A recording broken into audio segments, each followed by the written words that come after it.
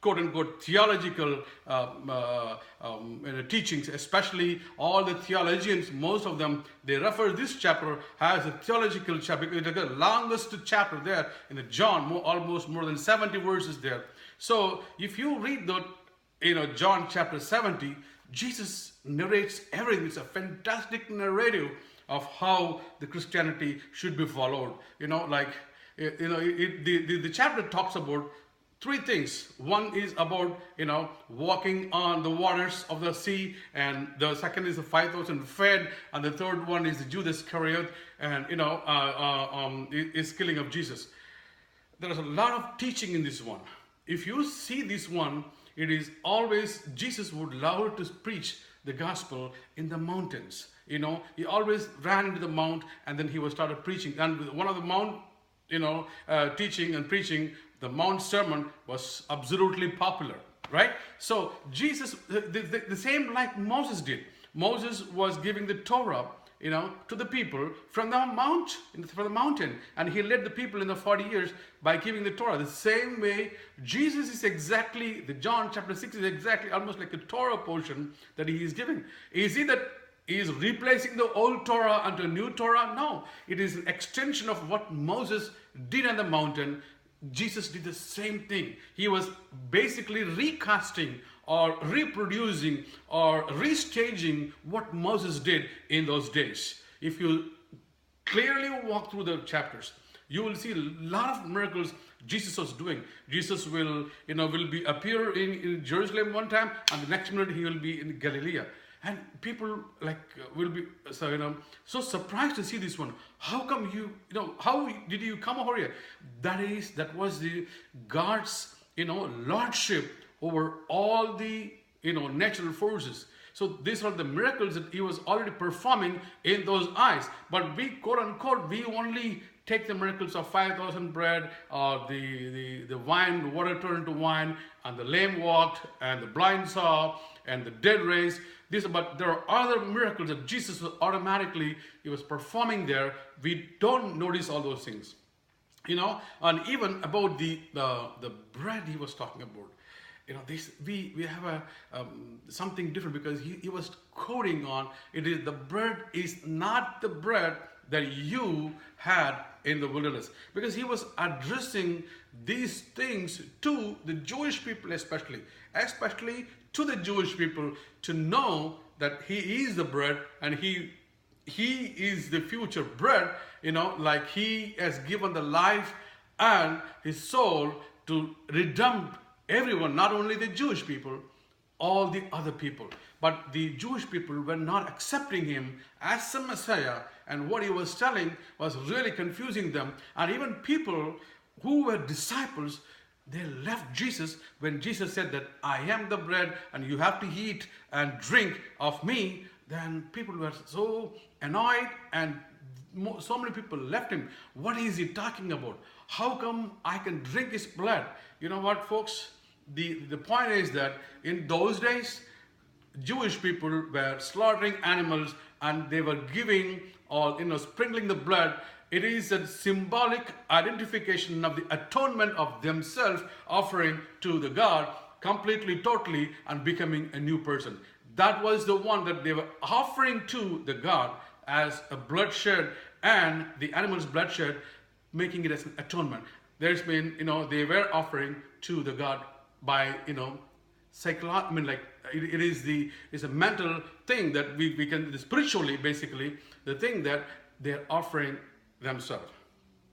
That's the same symbolic way the tables getting turned now in the New Testament way. Now God, he was not sparing his son. He totally offered the son for the sins that we have done in our life. So he shed the blood for our sake. It's a total change of the table that God was offering. That is the implication of the thing that Jesus was telling to them. I am the bread, and one who I am the blood. If one who will drink my blood will be saved. The disciples, they could able to understand, because he was the bread.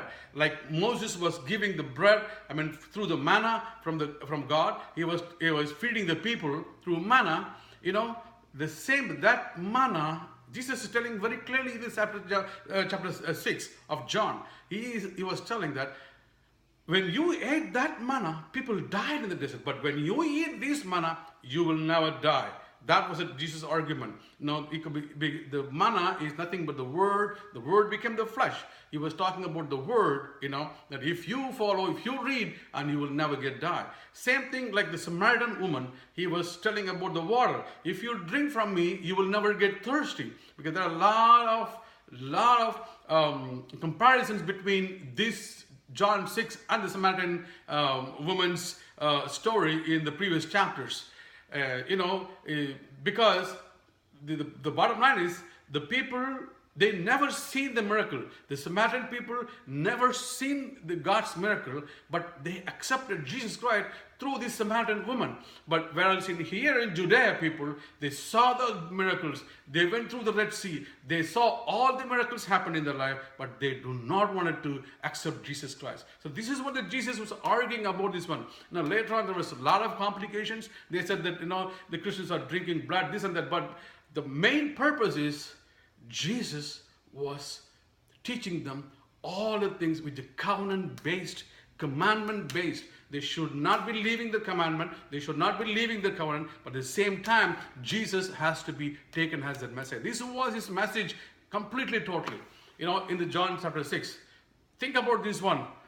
Most in the same chapter, he talks about the Judas Iscariot. The Judas Iscariot, think about this.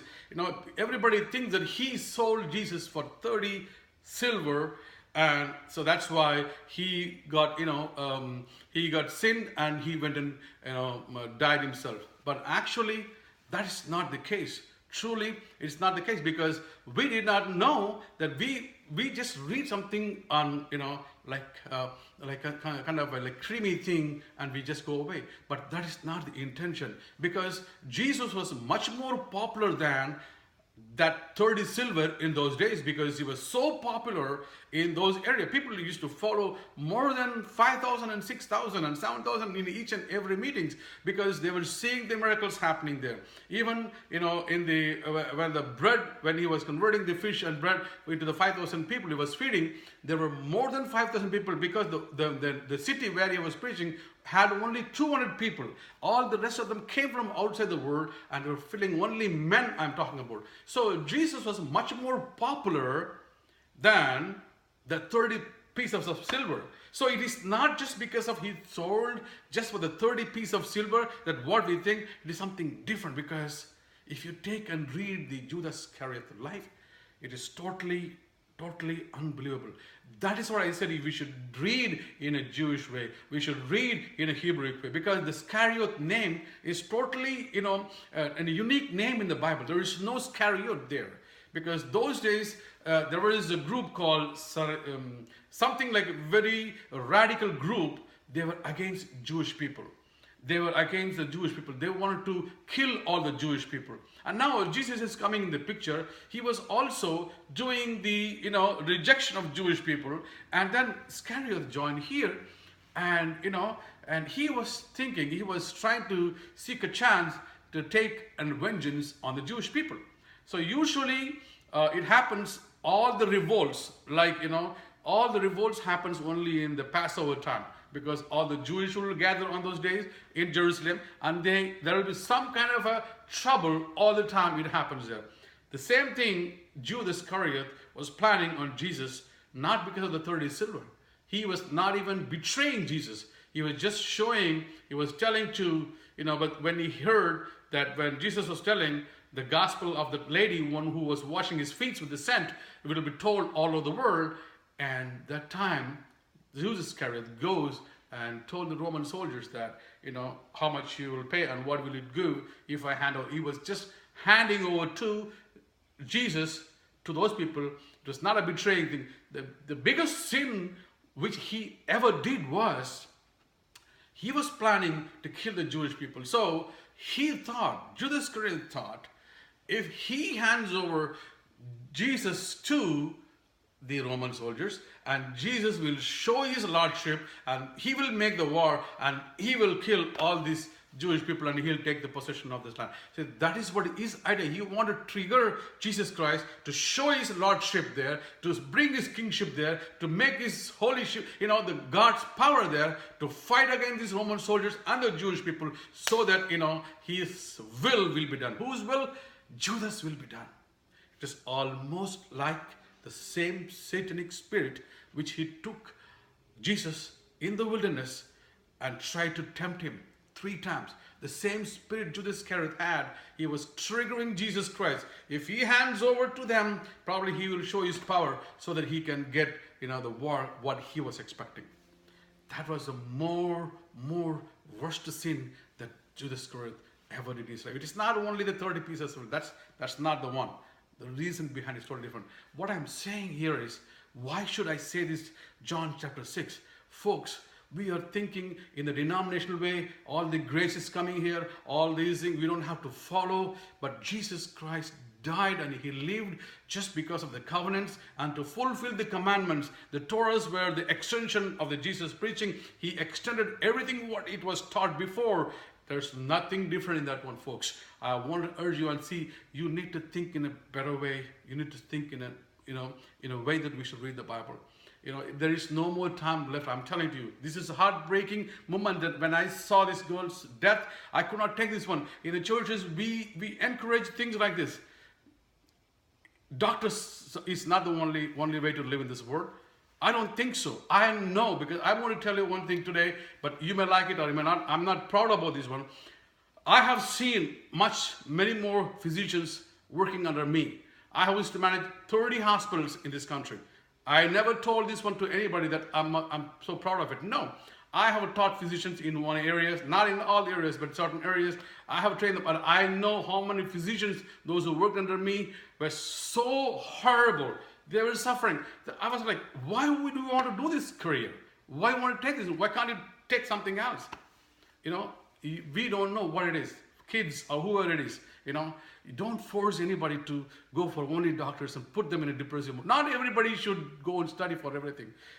Education in India is so poor. There's no standards over there. How you would expect a physician who pays money for 50 lakhs and 60 lakhs for a medical seat and he is finishing his degree, what type of quality that you are going to expect from him? If MD education costs 3 crores, believe it or not, it's a 1 to 3 course to finish your MD courses. So how you can purchase the education, and how you practice it, how you exercise it, folks. It is so incorrect that we think and be proud of our kids or be proud of our families or be proud of our thing. That's immaterial. It is totally waste of time. If you are a Christian, really, because I realized it very late in my life, because this is what my complaint is. No one taught me until I had to go and research and learn things about it. No one taught me. That's the problem with me. Now I'm at least telling it out there. People listen or don't listen. That's not my problem. But at least you can put in your mind and think about this one. It is not the only profession in the whole world that you can survive. No, not at all. Okay, so there are 15 million other ways that people can make money. But above all, as Christians, we need to possess the professions what God is expecting. Because once you do this one, once you do the will of God, rest of the things will be added in your life. When you seek the kingdom of God, everything will be added. All you need to have in this world is not the education. You need to live, if you want to live a comfortable life, you need some money in that world, right? So God will provide if you do His will, if you go for His will and His professions. Don't be proud of yourself. Don't be proud of, don't think that you are the most educated person in the world or something. That doesn't make anything. First, we must become the children of God. That's the only thing I will tell. I am painful today because of the death of this girl. It is so hurting to me.